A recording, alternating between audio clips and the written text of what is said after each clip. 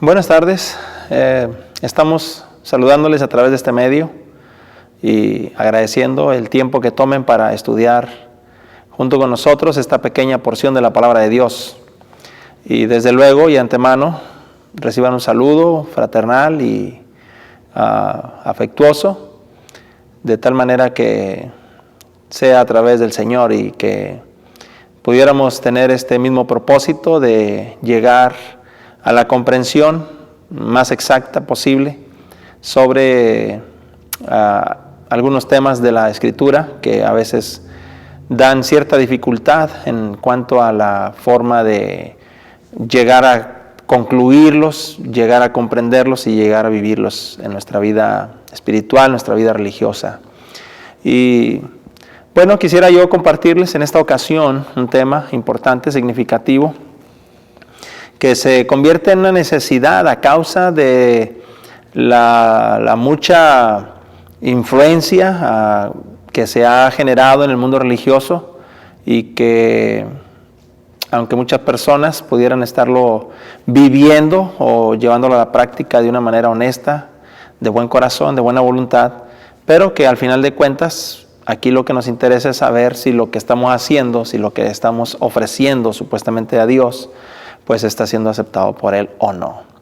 Esto es bien importante para que podamos tener la seguridad, la garantía de que verdaderamente estamos llegando al Padre Celestial, porque a final de cuentas lo que tú haces, en donde quiera que te reúnas, lo haces con la ilusión, lo haces con la esperanza, lo haces con la intención firme de agradar a Dios. Entonces, de alguna manera tenemos nosotros que preocuparnos y darnos a la tarea, dedicando el tiempo necesario en el estudio bíblico, en el estudio escritural, para que nosotros podamos asegurarnos de que si lo que estamos haciendo realmente le agrada a Dios o no. Y esto lo digo en base a diferentes cosas. Por ejemplo, en Mateo capítulo 15, que es una lección que el Señor Jesucristo estaba dando precisamente a sus discípulos a través de un acontecimiento, ¿verdad? Como era el hecho de ir en contra de lo que la mayoría estaba haciendo dentro del pueblo de Israel y que por ende estaba contraponiéndose a lo que Dios decía. Por ejemplo, Mateo capítulo 15, versículo 1, Mateo capítulo 15, versículo 1 hasta el versículo número 9.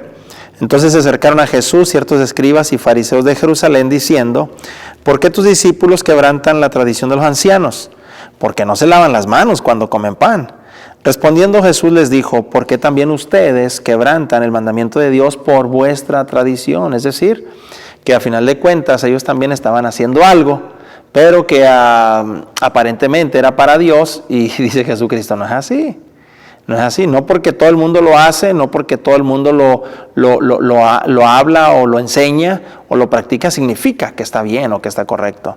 Entonces dice el versículo 4, el punto era este: porque Dios, dice Jesucristo, porque Dios mandó diciendo: honra a tu padre y a tu madre, y el que maldiga al padre o a la madre muere irremisiblemente. Este punto de honra a tu padre y a tu madre no es nada más obedecerlo, respetarlo, no. Aquí en específico está tratando de honrar a tu padre y a tu madre, era ver por ellos, darles lo que ellos pudieran estar necesitando ahora que ya están grandes, que ya no pueden valerse por sí solos, y que tenías el deber de cumplir por ellos, de ver por ellos, dándoles el sustento que a ellos les correspondía de tu fuerza, de tu salario, ¿verdad? De lo que tú estabas de alguna manera generando.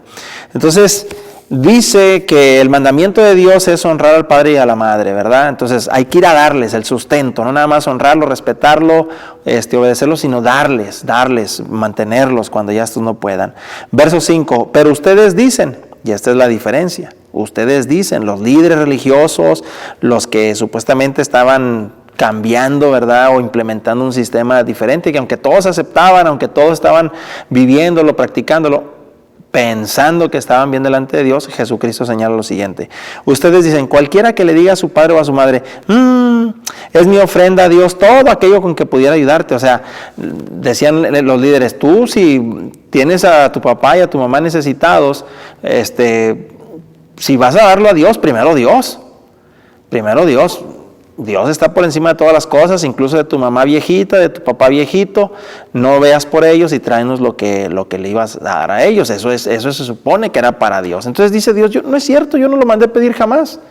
Yo no estaba esperando que porque tú quedaras bien conmigo desatendieras a tus viejitos, ¿verdad? A tu padre y a tu madre, porque yo te di un mandamiento, honra a tu padre y a tu madre, lo cual incluye que les dieras de lo que tú generaras como ingreso, de tu trabajo, de tu cosecha, lo que tú pudieras generar, y que no le faltara el sustento a tus viejos ahora que ya no pueden valerse por ellos mismos.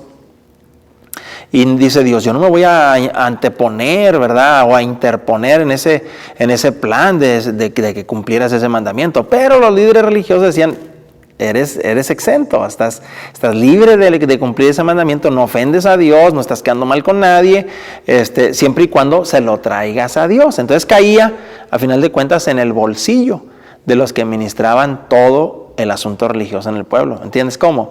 Entonces, de alguna forma, estaban lucrando, ¿verdad?, con el sustento de todo el pueblo, haciéndoles creer que lo que estaban haciendo, pues tenía contento a Dios, siendo que no era así. Por eso Jesucristo les dice, ustedes quebrantan el mandamiento de Dios por su tradición, o sea, por su doctrina. Porque aquí la palabra tradición no es como, es que vamos a celebrar el Día de las Madres, o vamos a celebrar el Día del Padre, o vamos a celebrar el Día del Niño. No, esas tradiciones no está hablando.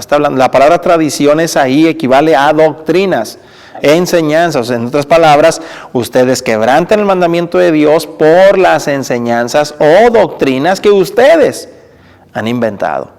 Entonces eso es bien delicado y es bien importante que nosotros estemos reflexionando sobre lo que está diciendo. Verso 5. Ustedes dicen, cualquiera que diga a su padre o a su madre es mi ofrenda a Dios, todo aquello con que pudiera ayudarte. Lo siento, mamá, lo siento, papá. Dice, ya no ha de honrar a su padre o a su madre. Así habéis invalidado el mandamiento de Dios por vuestra tradición, otra vez, por su doctrina.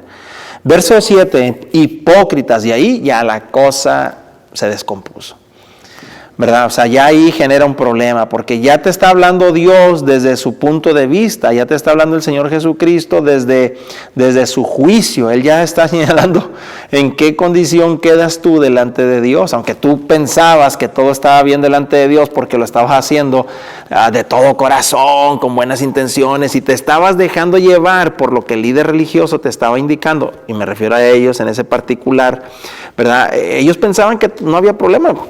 Ellos eran hombres de Dios, se supone que lo que ellos estaban instruyéndoles venía de parte de Dios, entonces todo estaba bien. Pero la primera cosa que dice Jesucristo es hipócritas. Y ahí como que es una bofetada, ¿verdad?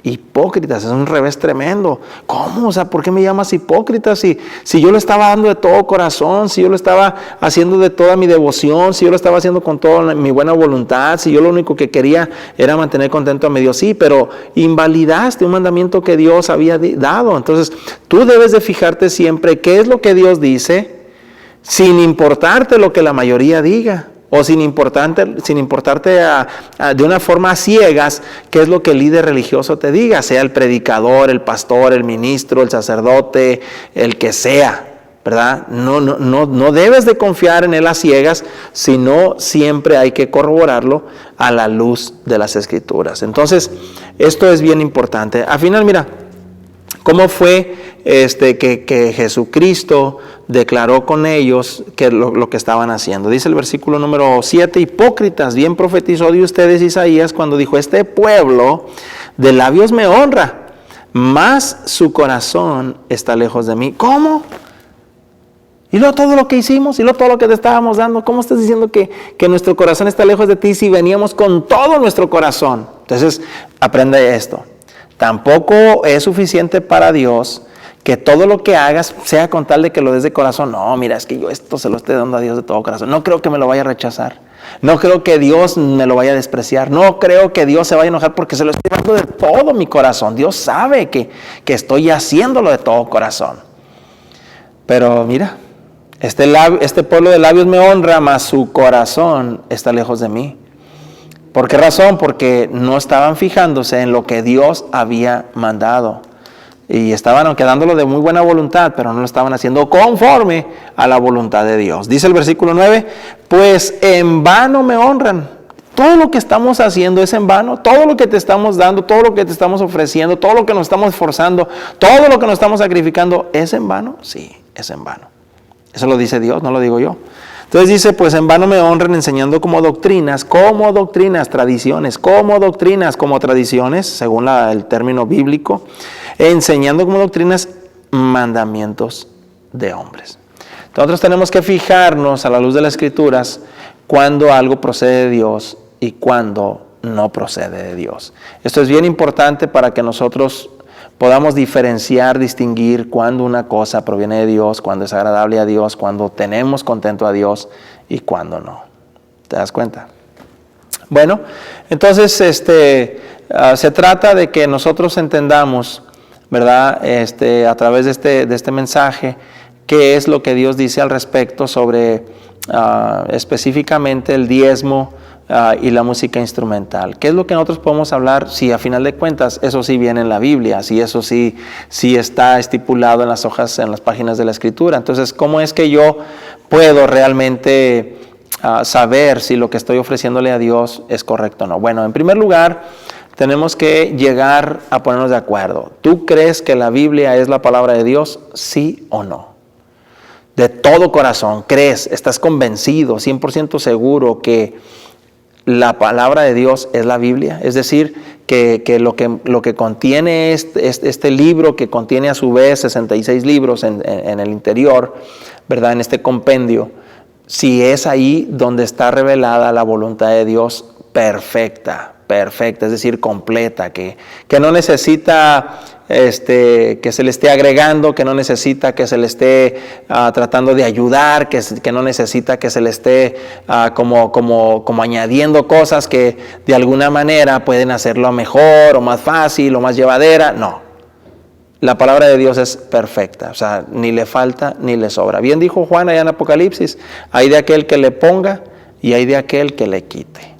Tendrá su debido merecido, ¿verdad? Entonces, si tú crees de todo corazón que la Biblia es la revelación perfecta y completa de Dios, es decir, que no se necesita más nada que lo que diga la Escritura, entonces ya estamos bien, estamos de acuerdo, porque de otra manera yo no tengo ningún otro elemento, ninguna otra herramienta para acabar de persuadirte, de convencerte o de mostrarte qué es lo que Dios realmente dice respecto a estas dos cosas.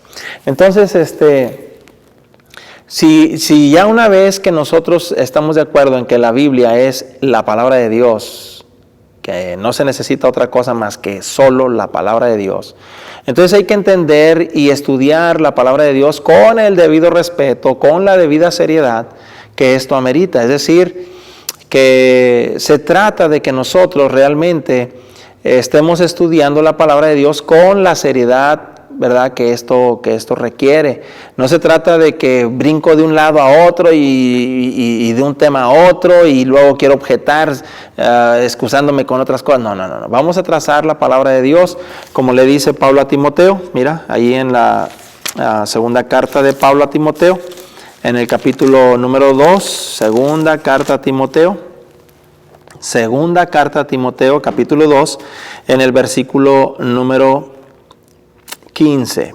Dice la palabra de Dios: procura con diligencia presentarte a Dios aprobado, como obrero que no tiene de qué avergonzarse, que usa o que traza bien, como dice otra versión, que usa o que traza bien la palabra de verdad. Léelo ahí para que tú lo constates.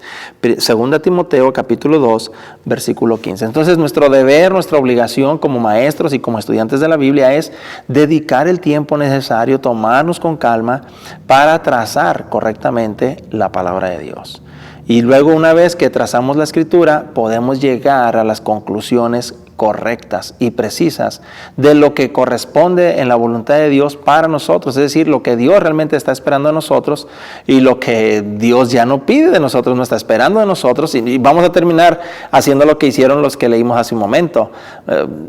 Nuestro corazón puede estar lejos de Dios, lo que estemos haciendo, por mucho que digamos que es muy grande nuestro esfuerzo, nuestro sacrificio o nuestra forma de entregarnos a Dios, dice el Señor, todo es en vano. Lo que estás haciendo es en vano. Y es en vano no porque Dios no quiera valorarlo, sino porque lo estás haciendo a tu manera o a la manera de tus líderes o de tu institución como iglesia, como organización que son, pero no como Dios lo manda, no como Dios lo establece. Y esa es la diferencia. Entonces, si tú quieres realmente hacer las cosas como Dios manda, hay que fijarnos si realmente Dios lo estableció para mí o no. No vaya a ser que al final el Señor nos diga hipócritas, ¿verdad? Lejos de decirnos, ¿verdad?, amados o hijos míos o pasen, ¿verdad?, herederos del reino. Quizás ni siquiera vamos a oír eso. Entonces, una vez que establecemos que la Biblia es la palabra de Dios, que estamos ya de acuerdo en esto, entonces tenemos que recordar lo siguiente. Primero que nada, hay que entender que la Biblia está compuesta, ¿verdad?, pues de 2 testamentos. ¿Estarás de acuerdo conmigo? 2 testamentos. Este es el Nuevo Testamento, empieza en Mateo, termina en Apocalipsis. Y el Antiguo Testamento, ¿verdad?, según la forma que está presentada, ¿verdad?, la forma en que está presentada nuestra versión generalmente, el Antiguo Testamento, iniciando en el libro de Génesis y concluyendo allá en el libro de Malaquías. Entonces, si de alguna manera entendemos bien que la Biblia contiene 2 testamentos, entonces tenemos que ir al razonamiento natural. Este razonamiento natural nos indica lo siguiente. Si tu papá hace un testamento ahorita en donde dice que todos sus bienes que tiene te los deja a ti, pero por ahí tienes a un hermano también que es hijo de tu papá, y luego tu papá termina diciendo, ¿sabes qué? Pues yo hice un primer testamento y este primer testamento que hice, pues es un pacto que hice con mi hijo, ¿verdad? Pero la verdad es que hay otro más al que yo necesito que favorecer también, en este caso su hermano. Entonces, tu papá va nuevamente con el notario, ¿verdad?, que es la autoridad correspondiente en el área, en el tema de los testamentos, y allí establece un nuevo testamento, en donde ahora todo lo que pertenece, todo lo que posee tu padre, no solamente te lo va a dejar a ti, ahora decidió compartirlo con tu otro hermano. 50 y 50, 60 y 40, 70 y 30, 20 y 20, como sea. Entonces, la pregunta es, cuando tu padre ya no esté, cuando él ya muera, porque al final de cuentas, como dice la Biblia, cuando muere el testador, entonces el testamento entra en vigor, es cuando comienza a fungir, es cuando comienza a valer. La pregunta es, ¿cuál de los 2 testamentos es el que realmente va a valer? Tú te vas a aferrar al primer testamento porque te favorece a ti 100%. Pero mientras el notario, el abogado, presente un nuevo testamento confirmado y ratificado por el testador, en este caso tu padre, antes de morir, entonces, ¿cuál de los 2 testamentos crees que es el que es válido? El Viejo Testamento, es decir, el primer testamento, el Antiguo Testamento que había hecho, en donde nada más te señalaba a ti como heredero universal, o el nuevo, el reciente, el que fue establecido después y que de alguna manera, ¿verdad?, ahora establece que las pertenencias de él serán repartidas entre tú y tu hermano. ¿Cuál de los 2 testamentos crees que vale? Pues claro, es el segundo, el último, ¿verdad? Si fuera de ya no hay ninguna elaboración de ningún otro testamento, pues este último es el que realmente tiene valor. Entonces, en la carta a los Hebreos se menciona algo parecido a lo que nosotros también hoy vivimos, ¿verdad?, dentro de nuestras leyes. Mira lo que dice en Hebreos capítulo 9. En Hebreos, en el capítulo 9, dice en el versículo número 15, Hebreos 9:15. Dice, así que por eso es mediador de un nuevo pacto o de un nuevo testamento, ¿verdad? Según dice aquí la misma Biblia que el término pacto o testamento equivale a lo mismo. Entonces dice, así que por eso es mediador de un nuevo pacto, de un nuevo testamento, para que interviniendo muerte para la remisión de las transgresiones que había bajo el primer pacto, los llamados reciban la promesa de la herencia eterna. O sea, se expandió, ¿verdad? Hay una herencia eterna que sería compartida con alguien más, no nada más con el pueblo de Israel, sino con alguien más. Jesucristo dijo, vayan y prediquen mi evangelio a todas las naciones.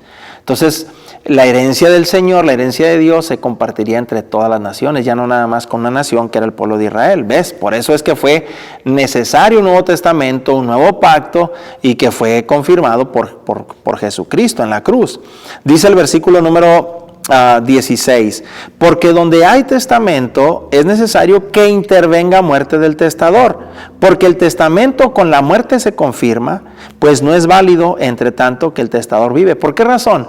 Bueno, pues porque el que está haciendo el testamento puede cambiar de opinión. Él tiene toda la facultad, tiene toda la autoridad de decir, ¿sabes qué? ¿Sabes qué? Vamos a borrar los dos testamentos y vamos a poner un tercero. Pero cuando ya muere, se sella. El último testamento que haya elaborado el testador, que era tu padre, vamos a seguir con esa misma línea de pensamiento, o mi padre si tú quieres, ¿verdad? No quiero lastimar a nadie.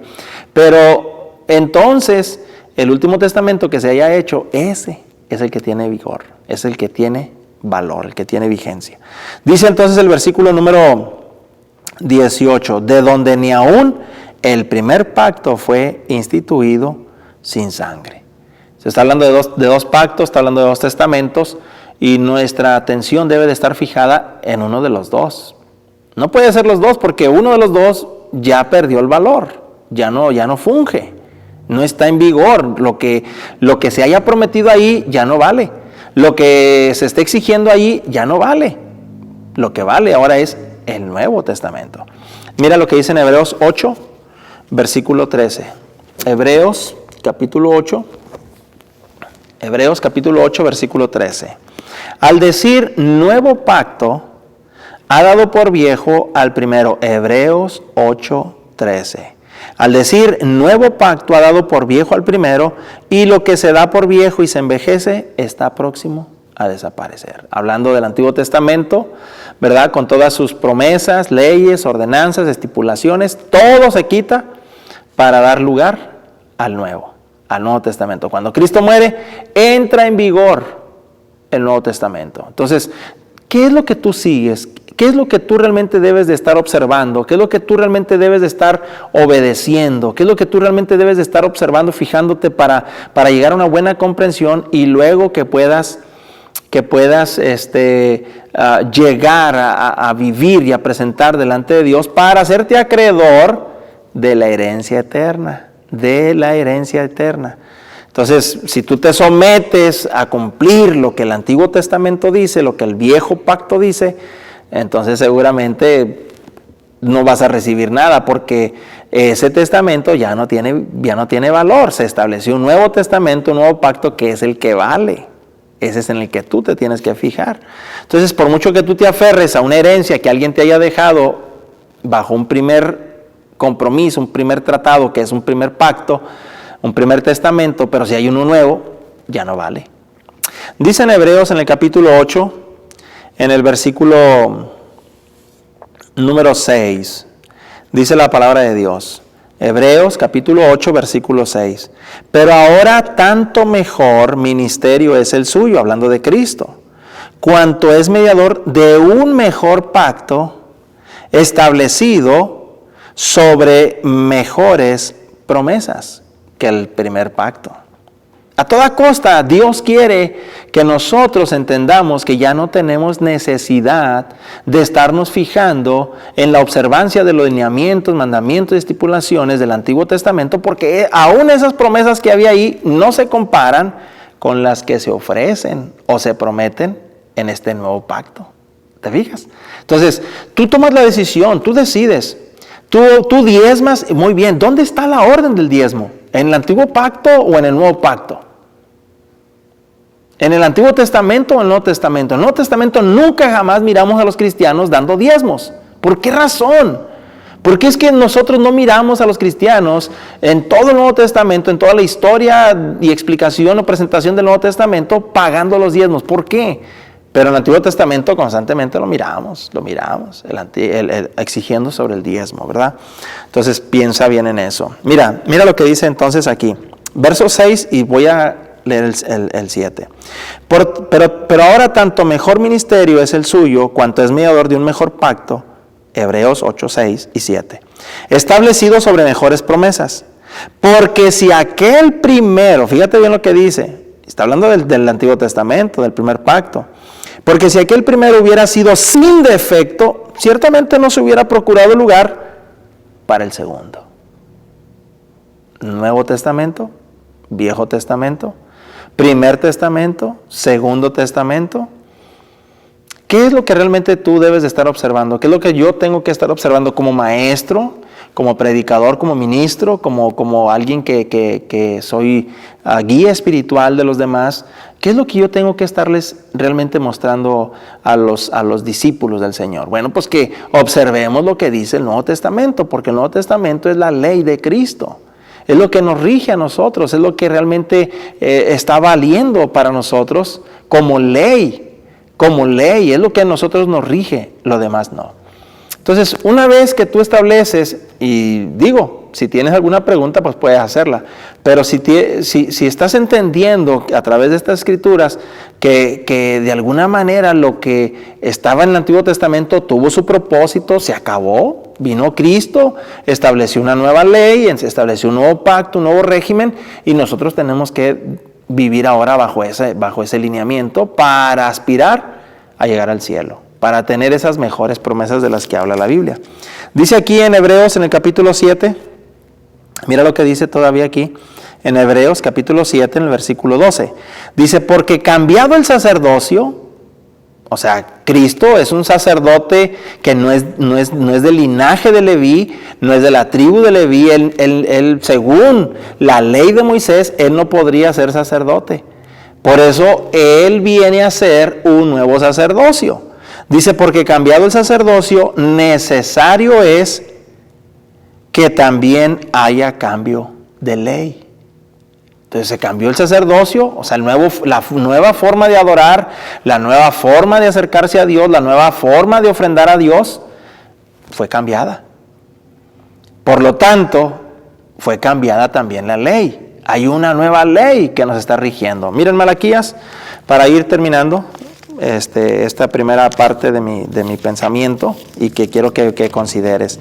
En Malaquías, en el capítulo 4, que es el último libro del Antiguo Testamento, según el orden de nuestras versiones, dice Malaquías capítulo 4, versículo 4, Malaquías 4, 4. Solo quiero mostrarte la diferencia, que sí hay dos leyes en la Biblia. Acordaos de la ley de Moisés, mi siervo. Acordaos de la ley de Moisés, mi siervo, al cual encargué en Horeb ordenanzas y leyes para todo Israel, no para todo el mundo, no para todas las naciones, solo para Israel. ¿Tú eres israelita? Ahí está, ¿verdad? O sea, tú te andas metiendo en un pacto que no tiene nada que ver contigo. No tiene nada que ver contigo. Según Efesios capítulo 2, versículo 12, dice que nosotros no teníamos nada que ver con los pactos de Israel. Estábamos ajenos a esa clase de pactos. Entonces, esto es importante. Tú recordarás, como dije hace un momento, que Jesucristo mandó a sus discípulos, ahora vayan y prediquen el Evangelio a toda criatura, por todo el mundo, a todas las naciones. O sea, la ley de Cristo es para todo el mundo, es para todas las naciones. No nada más para un pueblo, sino para todas las naciones. Entonces, las iglesias que decimos ser iglesias del Señor, debemos de abocarnos a escudriñar, a entender y a respetar la ley de Cristo, identificarla, porque si no, estamos siguiendo dos leyes. Eso es imposible.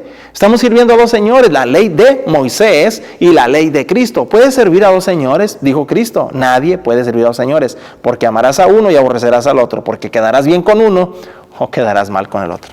En Gálatas capítulo 6, versículo 2. Gálatas 6, 2. Sobrellevad los unos las cargas de los otros y cumplid así la ley de Cristo. Entonces, si tú dices que eres cristiana, si tú dices que eres cristiano, ¿por qué estás siguiendo la ley de Moisés? ¿Por qué en tu iglesia están siguiendo la ley de Moisés? Jesucristo decía que la iglesia es su esposa. Si Cristo es el esposo, es el que debemos de seguir y respetar y obedecer. Cuando la iglesia quiere obedecer también a Moisés, según Cristo, se convierte en una iglesia adúltera. Puedes leerlo en Romanos capítulo 7, versículo 1 al versículo 4. Romanos 7, 1 al 4. Que Dios te bendiga, considéralo, y en la próxima ocasión vamos a ver un poquito más en específico sobre este tema que estamos considerando. Dios te bendiga.